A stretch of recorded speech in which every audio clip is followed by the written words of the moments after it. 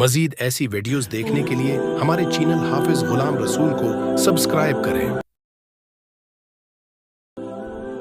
ماہ سفر میں اہل عرب اپنے گھروں سے جنگ و جدال اور سفروں کے لیے نکل جاتے تھے، گھر خالی ہو جاتے۔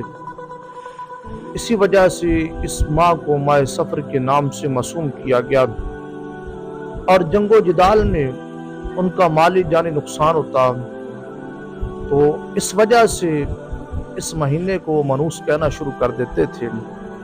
حضرت سیدنا عبداللہ بن مسعود رضی اللہ تعالیٰ عنہ سے مروی حدیث مبارکہ میں یہ ارشاد نبوی صلی اللہ علیہ وسلم ہے کہ لا عدوى ولا سفر خلق اللہ کل نفس وکتب حیاتها ورزقها ومصائبها۔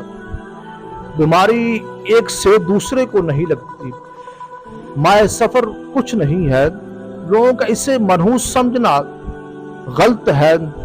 ہر جان کو رب ذوالجلال نے پیدا کیا، اس کی زندگی، اس کا رزق اور اس پر آنے والے مصائب بھی لکھ دیے۔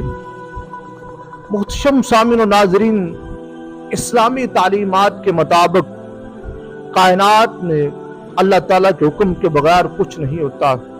بیماری، آزمائش حکم الہی سے آتی ہے، ایک سے دوسرے کو نہیں لگتی۔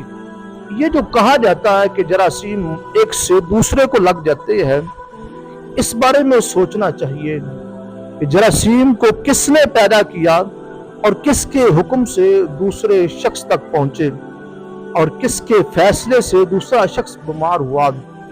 تو ظاہر ہے یہ سب کچھ حکم الہی سے ہوتا ہے، تو پھر دوسرا شخص بھی حکم الہی سے بیمار ہوتا ہے۔ تو میرے عزیز، ایسے میں اس ماہ میں شادی بیاہ، لڑکیوں کی رخصتی نہ کرنا، سفر سے پرہیز کرنا، کاروبار کو شروع کرنے سے بچنا اور اس ماہ کو منحوس سمجھنا غلط ہے، زمانہ جاہلیت کے اثرات میں سے ہے۔